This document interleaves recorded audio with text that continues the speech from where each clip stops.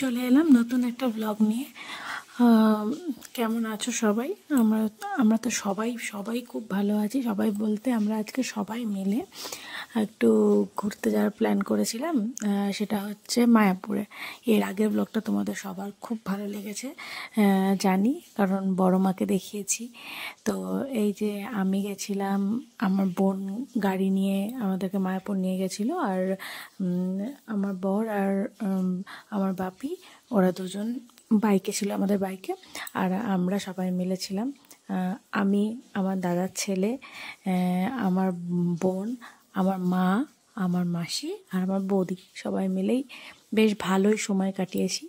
এবার দেখো, তোমাদের সাথে কথা বলতে বলতে দেবগ্রাম থেকে বেথুয়ার ফ্লাইওভারটাও ধরে নিয়েছি আমরা। সবাই মিলে ঘুরতে গেলে মজা খুব হয়, তাই না? তোমরা কে কে সবাই মিলে এরকমভাবে ফ্যামিলি ট্যুর করতে ভালোবাসো? প্লিজ কমেন্টে জানিও। আর হচ্ছে যাই হোক, বেশ ভালোই এনজয় করছিলাম। তার কারণ তোমাদের বলেছিলাম এর আগের ব্লগে যে আমার শরীরটা ভালো ছিল না, তো একটা রিফ্রেশমেন্টের জন্য সবাই মিলে, গেস করো তো কোথায় গেছিলাম? নিশ্চয়ই ক্যাপশন দেখে বুঝতেই পেরে গেছো। আমরা, হ্যাঁ ঠিকই ধরেছো, আমরা গেছিলাম মায়াপুরে।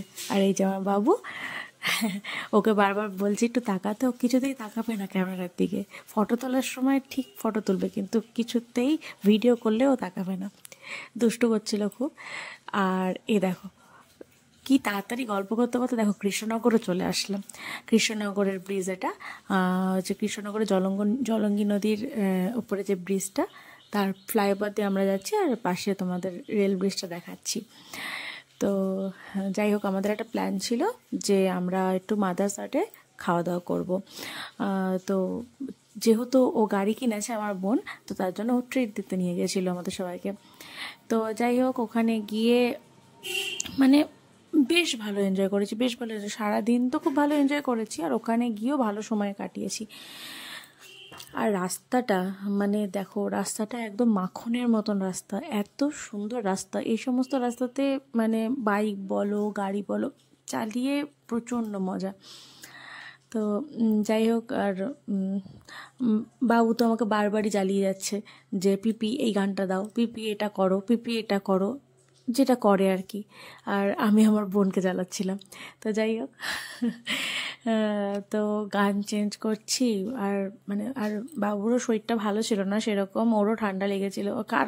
কারণ আছে, তোমরা তো সবাই জানো যে ঠান্ডা একটা ছোঁয়াচে রোগ। তো ও সারাক্ষণই তো আমার কাছে থাকে, তো আমার ঠান্ডা লাগা ছিল, আমার থেকে ওরও ঠান্ডা লেগে গেছে। কিন্তু ওর শরীর খারাপ, তবুও আমাকে ছাড়বে না, কি বলবো বলো?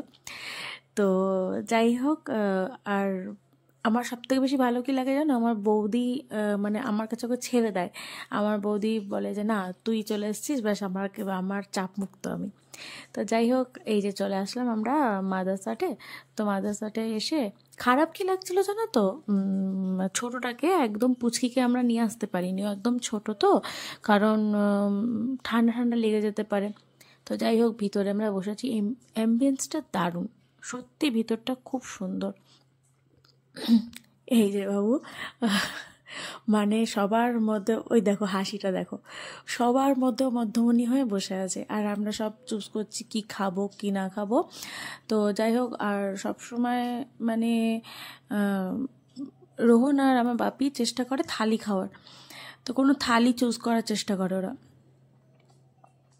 আর ওর একটা সানগ্লাস পেয়ে ও যে কি খুশি, ওই সানগ্লাস নিয়েই ঘুরপাক খেয়ে যাচ্ছে। আর এই যে এখানে একটা সিস্টেম আছে, রোবট এসে আমাদেরকে খাবার সার্ভ করে দিয়েছে।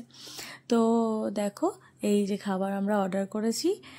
তো যাই খাওয়া দাওয়া শেষ করে আমরা এবার রওনা দিচ্ছি, তার কারণ আমাদেরকে তো ওখানেও টাইম কাটাতে হবে না, মায়াপুরে যেতে হবে।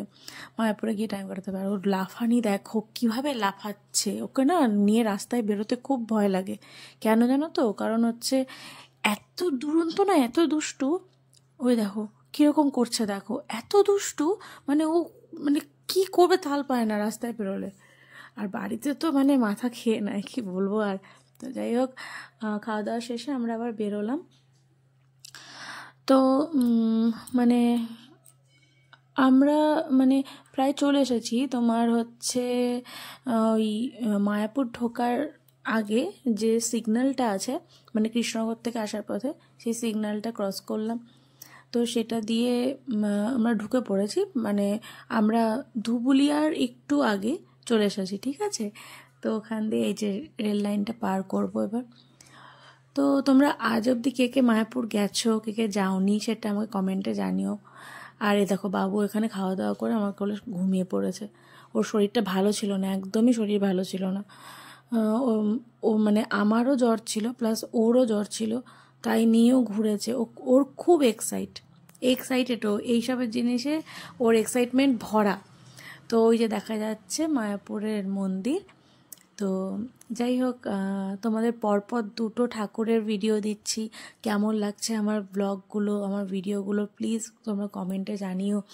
কারণ হচ্ছে দেখো, আমার তো ভালো লাগার সঙ্গে সঙ্গে আমি চাইবো তোমরা যারা আমার বন্ধুরা রয়েছো তোমরাও ভালো থাকো, তোমাদেরও সব কিছুতে ভালো লাগুক, তোমাদের মন ভালো থাকুক।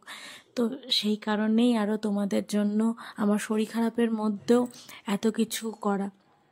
তো যাই হোক, শরীর খারাপ বারবার বলছি ঠিকই, বারবার নেগেটিভ কথা বলবো না।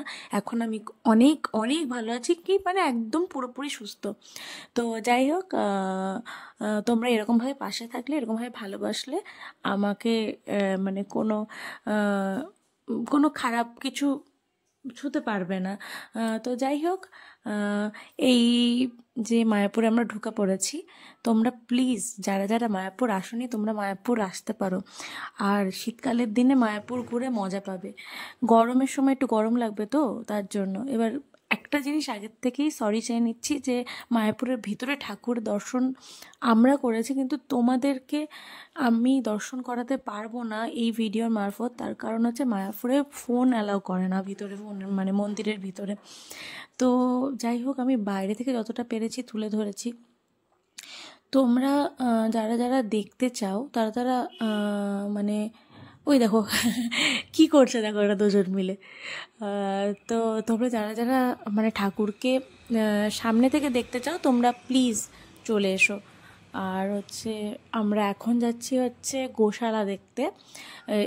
ওখানে হচ্ছে গোমাতা আছে, তারপরে নন্দী বাবা আছে, আর আমরা এখানে ভাবে মজা করতে করতে যাচ্ছি গোশালা দেখতে। গোশালা অনেক আগে আমরা ছোটোবেলায় গেছিলাম, আমি তো বহুবার এসেছি মায়াপুর, আমার বাড়ির থেকে বাপের বাড়ির থেকে 15-20 মিনিটের রাস্তা। তো আমি অনেকবার এসেছিলাম।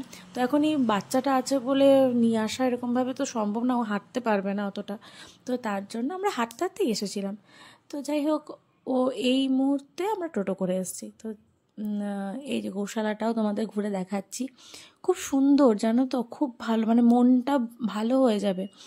জায়গাটা এতটাই ভালো।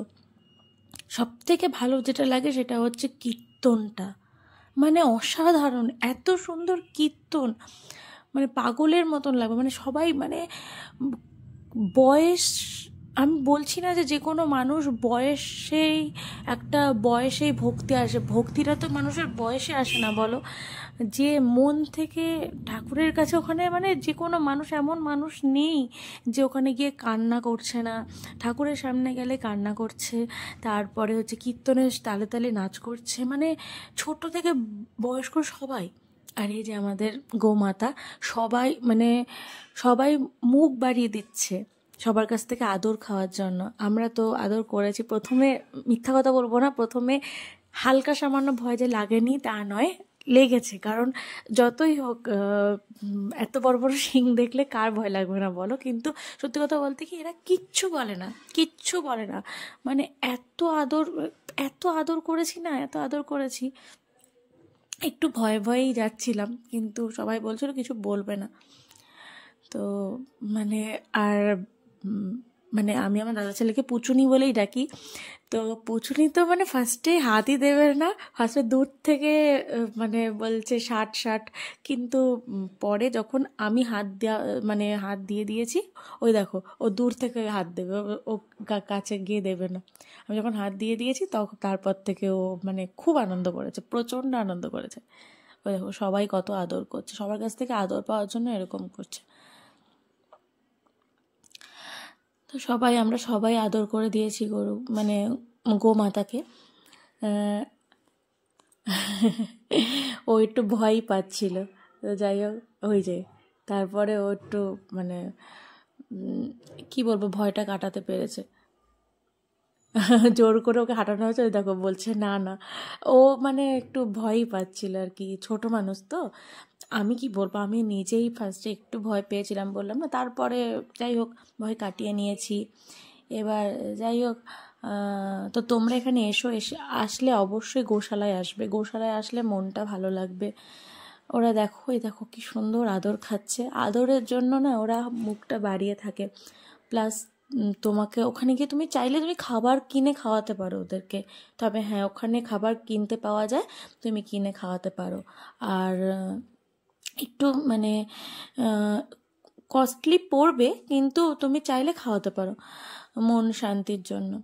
এই দিকে তো আগে এতগুলো গোমাতা ছিল না, এখন নতুন নতুন অনেক গোমাতা আনা হয়েছে। তারপর নন্দী মহারাজ আনা হয়েছে।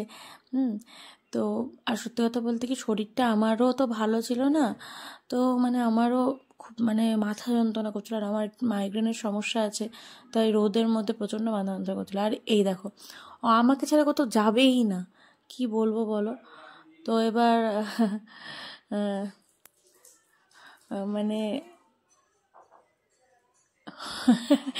দেখো কি করছে, ও হামি খাচ্ছে, ফ্লাইং কিস দিচ্ছে। তো যাই হোক, ও খুব আনন্দ পেয়েছে, এত গোমাতা দেখে প্রচণ্ড আনন্দ পেয়েছে, খুব আনন্দ করেছে। আমরা ডিসকাস করছিলাম যে খাবার দেবো কি না, কারণ আমরা খাবার খাইয়েছি, কেমন একটা লাগছিল যে ওখানে যাবো গোমাতাদের খাবার খাওয়াবো না। তো আমরা খাবার খাইয়েছি, মনের একটা তৃপ্তি হয়েছে। তারপরে হচ্ছে ও গেল, আমাকে বললো পিপি চলো ওখানে যাব। তো যাই হোক, ওইখানে একদম মুখের সামনে নিয়ে গেছি। আর ও দেখো কেমন করছে, ও মানে এতটা খুশি হয়েছে না। ওই দেখো কতটা আনন্দ করছে, দূর থেকে ফ্লাইং কিস দেবে, ও কাছে যাবে না ফার্স্টে, ওই যে দূর থেকে আদর করছে। আর ওর এরকম দেখে সবাই হাসছে যে একটা বাচ্চা এত মিশুকি কি করে হতে পারে। তো যাই হোক, ও খুব ভালো বাচ্চা, সত্যি খুব ভালো বাচ্চা। তো আর আমাকে ছাড়া কোথাও যাবে না। আর দেখতে পাচ্ছ তো ওর চোখের অবস্থাটা, ওর এত ঠান্ডা লেগেছিল না, চোখ ফোক ফুলে গেছিলো একবারে, খারাপও লাগছিল। আর সব থেকে বেশি কষ্ট হয়েছিল আমি পুচুনিকে নিয়ে যাইনি। পুচকুনি তো মানে সারাটা দিন খুব সুন্দরভাবে এরকম মজা করে কাটিয়ে ঠাকুরের দর্শন করে আমরা আমাদের বাড়িতে চলে আসলাম, আমাদের গন্তব্যস্থলের জন্য রওনা দিলাম।